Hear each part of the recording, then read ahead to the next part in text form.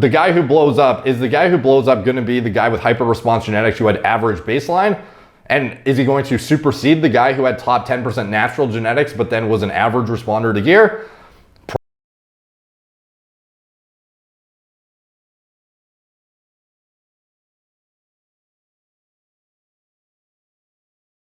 What's up guys, Derek, moreplaysmore8s.com. Today we're going to be checking out this question on the subreddit. How much can decent gear genetics push a natty with average genetics ahead compared to the inverse lifter? Interesting question proposed by 7307 Techie with the anabolics flare with two fucking injection emojis.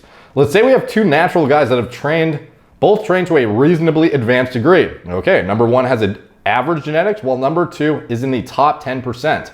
Now, we have both guys do a couple of strongish cycles. Number one has a top 10% response to gear, while number two has average response. How much has number one caught up to number two with physique strength after a couple of cycles? Will the answer change much if we add more cycles time? Okay, so I think the perfect example of this is guys in men's physique versus guys at the Open Olympia. You know, like how many guys in men's physique had extremely good natural physiques? A lot of them, you know, guys like fucking Logan Franklin, guys like, I can't think of another good example off the top of my head, but there are a lot of guys who are in the men's physique Olympia who had phenomenal looking physiques before they touched gear. Like fucking insane. Some of them, you know, may have even turned pro naturally. Would they have been competitive at the Olympia naturally? No, obviously not, with the way, you know, the kind of category has trended upwards in terms of size. But these guys had fucking insane top 0.1% genetics as naturals in most cases. Now, this is not always the case, but a lot of them, you know, you see fucking phenomenal physiques at baseline. Now, these guys, though, did they have the most hyper response to gear? No, they had good response to gear, or else they wouldn't be where they fucking are. But did they have the hyper response that gets them to the Open Olympia? No, they didn't. And for anybody to say, you know, all the men's physique guys just take lower dosages or they're way more conservative with shit, you'd be shocked, bro. You'd be shocked. Yeah, guys at the Open Olympia are fucking, you know, pushing the envelope, obviously, but you'd be shocked how many guys at the men's physique level, even at regional shows, push the envelope just as hard, thinking that, oh, if I just take more shit, it's gonna equate to more results. And yeah, obviously, there is a linear, you know, relationship with anabolic dose response with muscle growth to some extent, but there are severe diminishing returns. And if you do not have the genetics for it, you simply will not become an Open Olympia size guy or even a men's physique Olympia size guy just by cranking grams and grams of shit. I think we, you know, can all definitely acknowledge that at this point, or else everyone would be fucking massive. So the guys who are, you know, let's just say we have two natural guys, reasonably trained. One has average genetics, number two is top 10%, and they take cycles and they blow up. So like, you know, the guy who blows up, is the guy who blows up going to be the guy with hyper response genetics who had average baseline? And is he going to supersede the guy who had top 10% natural genetics, but then was an average responder to gear? Probably, to be honest. Like I don't know, what is a good example? Like Arnold Schwarzenegger, when he was natural, was he, you know, a top 1%, you know, natural physique? You know, like I guess, you know, if you're comparing to Gen Pop, but like let's just say if we're comparing to guys, you know, at the Olympia, for example, like Arnold obviously was a pretty like good fucking responder to gear, at least, you know, most, you know, certain body parts. Obviously he might not hold his own in an Open Olympia caliber class now, but I mean, like there are certain guys you can definitely point out. Like this is me reading this question for the first fucking time and responding right now. So thinking of examples off the top of my head, you know, coming to mind, guys like Nick Walker, potentially, a guy who definitely did not look like the cream of the crop as a natural, and then when he took gear, just stacked on 10 pounds of lean tissue every single year, time and time again. Like, is another guy who looked like him naturally, or better than him naturally, gonna be able to do that? No, we saw guys like Logan Franklin, I'll bring him up again, fucking insane natural physique, got on gear, insane geared physique, but cannot push the size envelope very hard no matter how much he pushes. He has, you know, however much room to grow into his classic physique class, and yet time and time again we see him, you know, he makes progress. Sure, he looks fucking great. I'm not trying to knock his physique at all, but he's a great example of a guy, no matter how much he fucking pushes, he will never be Open Olympia size. He doesn't want to be, probably, but that's fine. There are a lot of guys in men's physique and classic physique who simply are there because they could not get to the open class, and, you know, they did poorly, you know, in open class, and they, you know, went down or they simply are like a failed bodybuilder, if you want to call it that, is like a really condescending way to put it. And I don't mean to make it sound negative, but it's like, how many guys are going to intentionally limit how much muscle they gain? You know, if a guy gets on gear and he's like, holy shit, I'm growing too much, like I gotta fucking tone it down. How many guys are really gonna do that who are like, you know, obsessed with this lifestyle? Very, very few. So a lot of these guys that end up in men's physique, I think it's a, you know, a consequence of lack of hyper response. Now they're obviously good responders or else they wouldn't get to where they got to, but there simply are guys who are never going to get that kind of size regardless of how hard they push. Like the guys in the classic Physique Olympia, a lot of them do have leeway to gain size, and yet every single year, despite doing, you know, very, very strict off seasons and like living and breathing the bodybuilding lifestyle,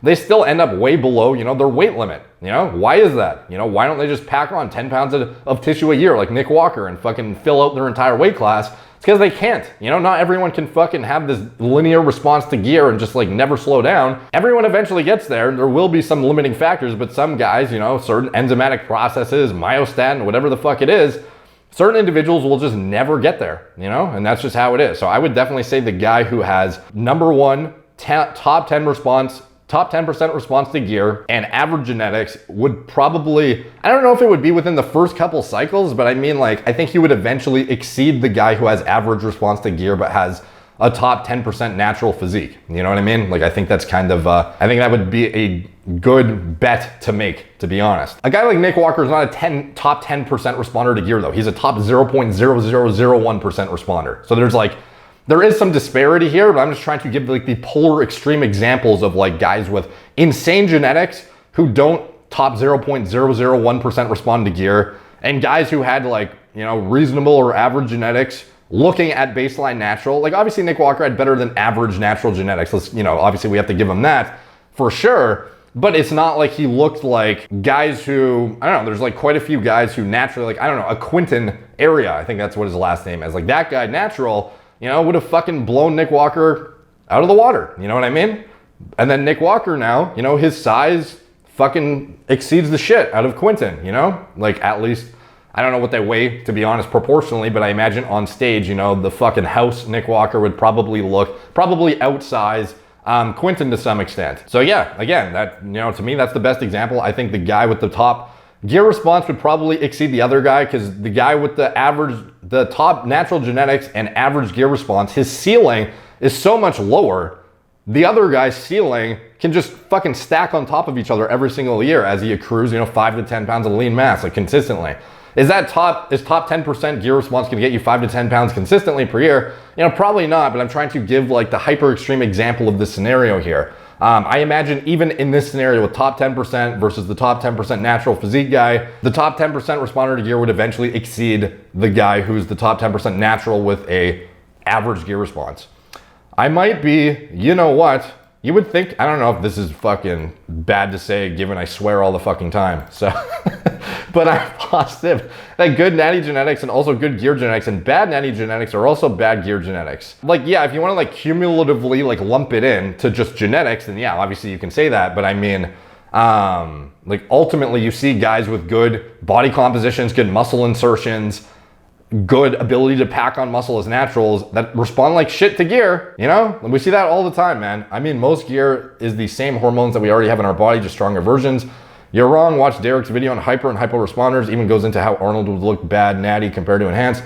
Personally, I think Derek overvalues the hyper response narrative. Look at Coleman and Cutler before they became professionals. They were incredible before even touching gear. I don't disagree that there may be somebody who mutates, but people generally have supreme genetics already in place. Yeah, so obviously there are guys with top cream of the crop natural genetics, and they also simultaneously have hyper response genetics. But just on the same token, you see guys with cream of the crop natural genetics who respond like shit to gear, and they, you know, don't exceed the men's physique class. Like that's what we see all the time. Coach Greg's video, what is your limit? Muscle growth potential explained, might give you an answer. It all depends, dude, whether the cycles, how well they respond, etc., etc. You can't predict any of that.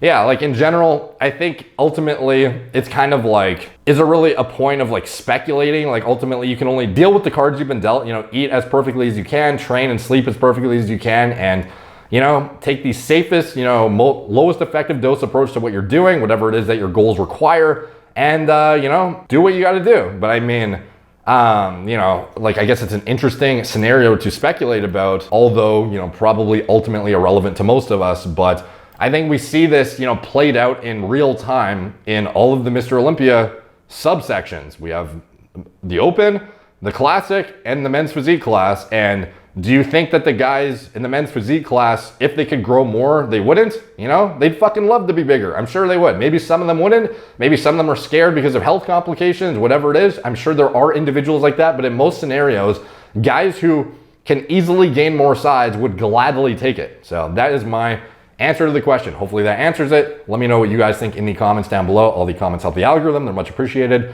Like, subscribe, check out my blog, moreplates.com. Follow me on Instagram, at moreplates, Facebook, Snapchat, not BitChute, Twitter, TikTok, Apple Podcasts. If you want to support the channel, you can check out anything I'm associated with in the video description below. My TRT clinic, it's all telemedicine from the comfort of your own home. Get high quality medical oversight from doctors who understand how to interpret biomarkers and what kind of lab work to order in the first place, especially for guys who are competing or guys who are pushing the envelope, or even naturals who want to optimize their state of quality of life, their health in general, performance, mental acuity, etc., and just make sure everything's dialed in from a sleep hygiene, dietary intervention, whatever it is standpoint. We're kind of turnkey and we do it all, regardless if you're a guy who's sauced to the fucking tits and needs a non-judgmental doctor who will oversee your care without, you know, basically shaming you for doing what you do.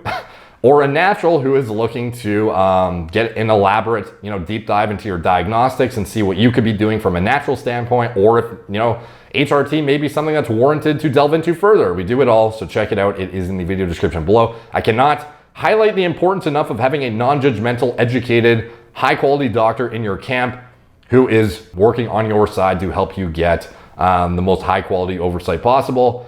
And anything else I'm associated with: Gorilla Mind, nootropic formulas, Gorilla Mode, pre-workout formulas, designed myself from scratch, recommended diet model for gaining muscle and sports performance. It's an idiot-proof guide to gaining muscle whilst being mindful of micronutrient intake. Critical for guys who are on gear or natural, of course.